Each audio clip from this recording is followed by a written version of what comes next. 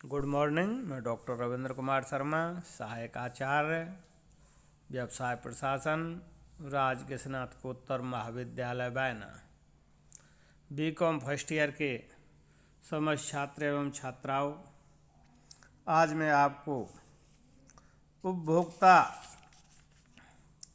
विवादों का समाधान का पार्ट थर्ड राष्ट्रीय आयोग का ई कंटेंट के माध्यम से अध्ययन कराएंगे।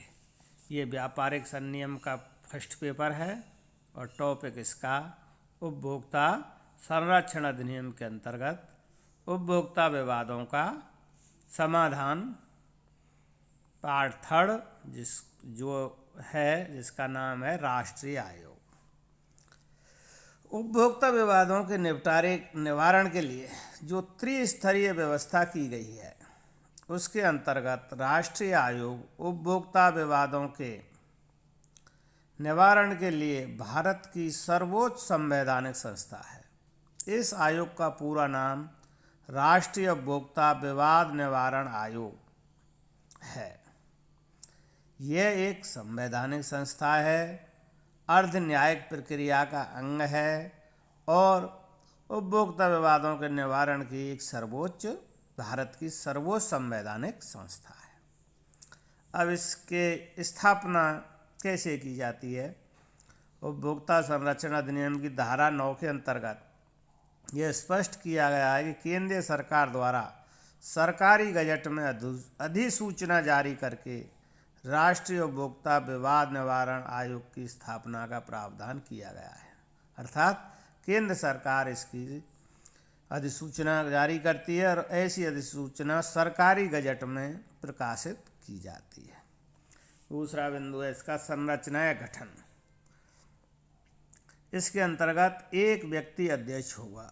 अध्यक्ष कौन होगा? जो भारत के सर्वोच्च न्यायालय अथवा उच्चतम न्यायालय का न्यायाधीश हो या रह चुका हो, और ऐसे व्यक्ति की नियुक्ति केंद्र सरकार द्वारा राष्ट्रीय आयोग के अध्यक्ष के पद पर की जाएगी। राष्ट्रीय आयोग के अध्यक्ष पद पर नियुक्ति भारत के उच्चतम न्यायालय के मुख्य न्यायाधीश की सलाह पर या उनके द्वारा निर्देशित व्यक्ति द्वारा की जाएगी। फिर है इसके राष्ट्रीय आयोग के सदस्य। राष्ट्रीय आयोग में कम से कम 4 तथा अधिकतम सदस्यों की संख्या उस संख्या से अधिक नहीं होगी जो कि निर्धारित की गई हो, तथा उनमें से एक सदस्य महिला सदस्य होगी। योग्यताएं क्या हैं?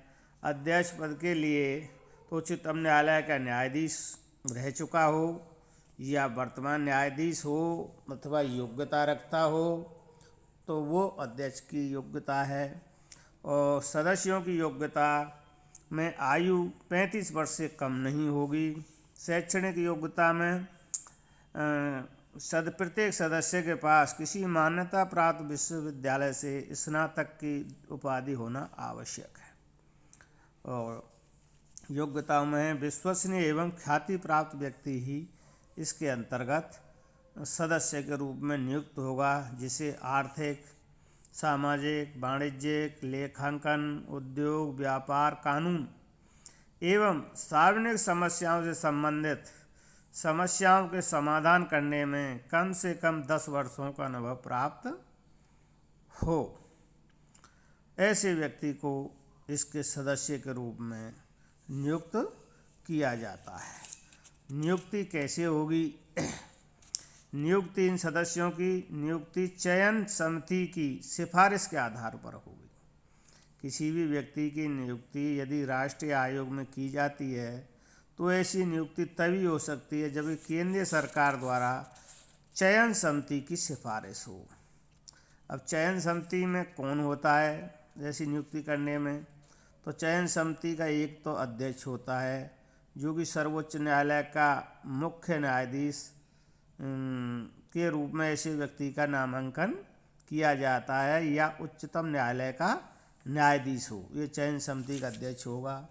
सदस्य के रूप में भारत सरकार में विधि विभाग का सचिव सदस्य के रूप में नियुक्त किया जाएगा। और सदस्य के रूप में भारत सरकार में उपभोक्ता मामलों का प्रभारी सचिव सदस्य के रूप में नियुक्त किया जाएगा। तो ये 3 सदस्यीय कमेटी एक चयन समिति होती है जो कि राष्ट्रीय आयोग में सदस्यों के चयन की सिफारिश करती है और सदस्यों की नियुक्ति की जाती है। अगला, सदस्यों का कार्यकाल कितना होगा। राष्ट्रीय आयोग के प्रत्येक सदस्य का कार्यकाल 5 वर्ष के लिए या 70 वर्ष की आयु तक, जो भी दोनों में पहले हो, तब तक सदस्य के रूप में रह सकता है। वेतन भत्ते या मानदेय या सेवा शर्तें ये केंद्रीय सरकार द्वारा निर्धारित किए जाते हैं। पुनर्नियुक्ति भी की जा सकती है। राष्ट्रीय आयोग के सदस्यों की पुनर्नियुक्ति भी की जा सकती है, जो कि 5 वर्ष तक या 70 वर्ष की आयु तक जो भी पहले होगी। इसके बाद इसका क्षेत्राधिकार क्या है राष्ट्रीय आयोग का। इसके अंतर्गत पहला है 1 करोड़ रुपए से अधिक की राशि, जिसमें शिकायत में वर्णित उत्पाद या सेवा तथा क्षतिपूर्ति की राशि यदि कोई हो तो संबंधित दावा 1 करोड़ रुपए से अधिक होना चाहिए। दूसरा क्षेत्राधिकार में है इसके राज्य आयोग के आदेश के विरुद्ध राष्ट्रीय आयोग को प्रस्तुत की गई शिकायत संबंधी अपील राज्य सरकार के आदेश के विरुद्ध उसको सुनने का, अपील करने का अधिकार है। तीसरा है राष्ट्रीय आयोग को उचित प्रतीत होता हो तो राष्ट्रीय आयोग देश के भीतर स्थापित किसी भी राज्य आयोग को उसके द्वारा निर्धारित किसी भी उपभोक्ता विवाद से संबंधित अभिलेख प्रस्तुत करने का आदेश जारी करने का अधिकार रखता है। ऐसा आदेश उसी दशा में जारी किया जाता है जिसमें किसी भी राज्य आयोग द्वारा अपने क्षेत्राधिकार का उल्लंघन किया हो, राज्य आयोग द्वारा अपने क्षेत्राधिकारों का उचित प्रकार से पालन नहीं किया गया हो, अथवा राज्य आयोग द्वारा अनेक अनियमितताएं की गई हों, तो राष्ट्रीय आयोग ऐसी दशा में उनसे अभिलेख प्रस्तुत करने के लिए राज्य आयोग को आदेश दे सकता है। और चौथा है अपील क्षेत्राधिकार के अंतर्गत प्राप्त अधिकारों का प्रयोग करते हुए राष्ट्रीय आयोग द्वारा दिए गए किसी आदेश से असंतुष्ट कोई भी व्यक्ति आदेश के दिन व दिनांक से 30 दिन की अवधि के भीतर उस आदेश के विरुद्ध उच्चतम न्यायालय में अपील कर सकता है। अर्थात अगर कोई व्यक्ति राष्ट्रीय आयोग द्वारा दिए गए आदेश से संतुष्ट नहीं है तो वह व्यक्ति 30 दिनों की अवधि के भीतर जिस दिन आदेश दिया गया है उस दिनांक से और उच्चतम न्यायालय में अपील कर सकता है। ये इसका क्षेत्राधिकार है। इसके बाद अब देखते हैं राष्ट्रीय आयोग की शिकायतों के निपटारे की प्रक्रिया या विधि क्या है। वो हम आपको बता रहे हैं एक बिंदु के द्वारा। उपभोक्ता संरक्षण अधिनियम के अंतर्गत राष्ट्रीय आयोग द्वारा शिकायतों का निपटारा करने के लिए निम्नलिखित नियमों के अंतर्गत कार्रवाई की जाएगी, जो हमने ई कंटेंट में दिखा रखे हैं। पहला है शिकायत प्रस्तुत करने की विधि बिंदु।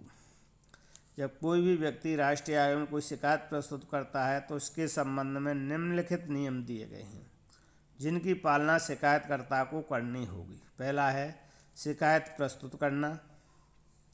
दूसरा, प्रस्तुतिकरण का तरीका आयोग को की जाने वाली शिकायत शिकायतकर्ता द्वारा स्वयं, व्यक्तिगत रूप से या पंजीकृत डाक द्वारा प्रस्तुत की जाएगी। शिकायत में विवरण।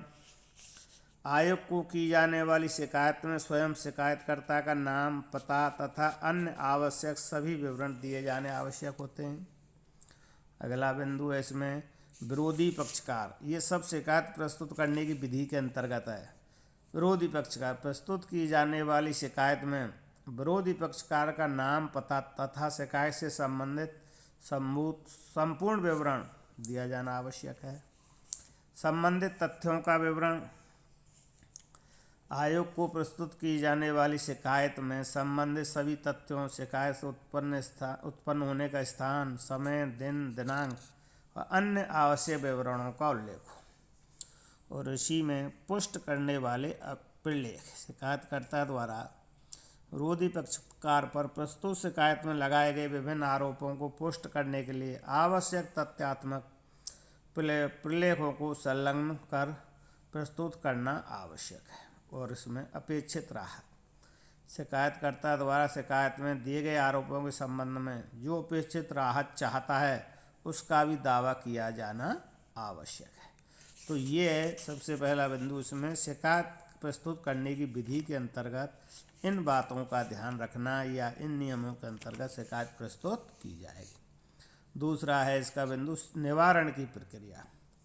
राष्ट्रीय आयोग शिकायत के निवारण के लिए उसी प्रक्रिया को अपनाएगा जो उपभोक्ता संरक्षण अधिनियम के अंतर्गत जिला मंच द्वारा अपनाई गई है या जाती है।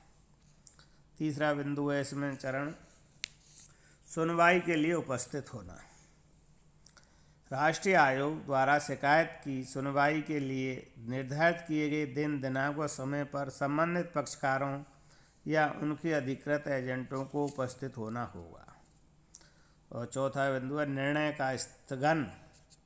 यदि राष्ट्रीय आयोग उचित या आवश्यक समझे तो शिकायत की सुनवाई को स्थगित कर सकता है। अगला बिंदु है निर्णय की समय सीमा। पाँचवा, राष्ट्रीय आयोग सुनवाई के दिन या तिथि से 3 महीने के भीतर अपना निर्णय देगा, लेकिन यदि शिकायत की वस्तु की प्रयोगशाला में अन्य जांच हेतु विश्लेषण करने की आवश्यकता है तो वह 5 महीने के भीतर अपना निर्णय देगा। और अगला छठवां बिंदु है आदेश देना या प्रसारित करना।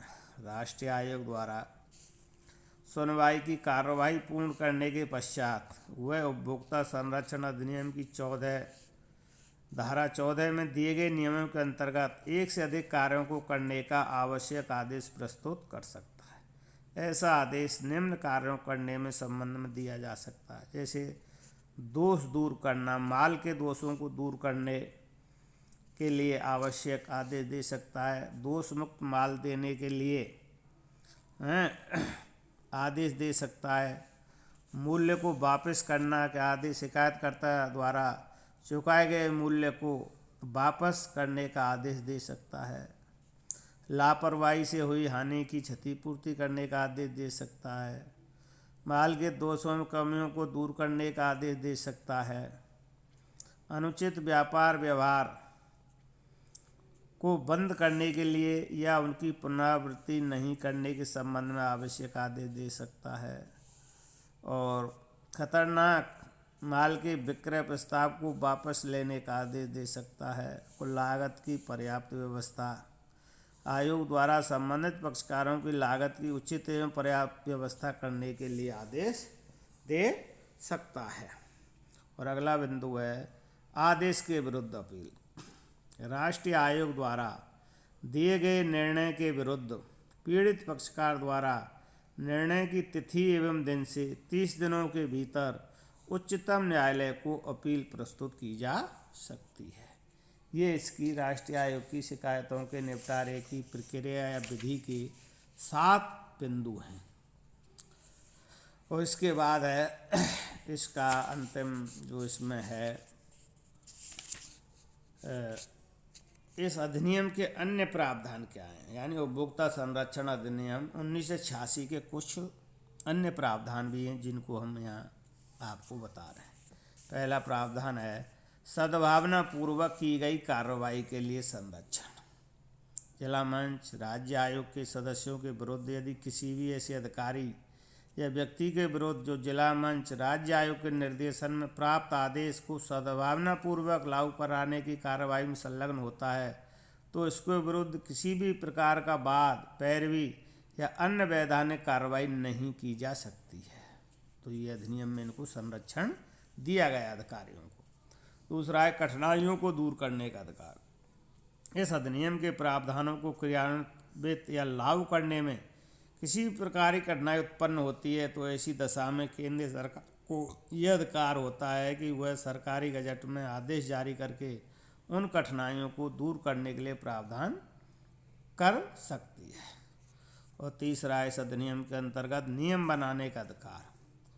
उपभोक्ता संरक्षण अधिनियम की धारा 30 के अंतर्गत यह प्रावधान किया गया है कि इस अधिनियम के प्रावधानों की पूर्ति करने के लिए केंद्र और राज्य सरकारों को नियम बनाने का अधिकार प्रदान किया गया है।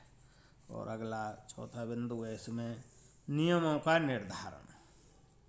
उपभोक्ता संरक्षण अधिनियम की धारा 31 के अनुसार इस अधिनियम के अंतर्गत बनाए या प्रवर्तित किए गए नियमों को संसद के प्रत्येक सदन के समक्ष जब सत्र पूरे 30 दिनों के लिए संचालित किया जा रहा हो रखा जाएगा तथा उसके बाद नियमों का भविष्य वही होगा जो संसद द्वारा निर्धारित किया जाए।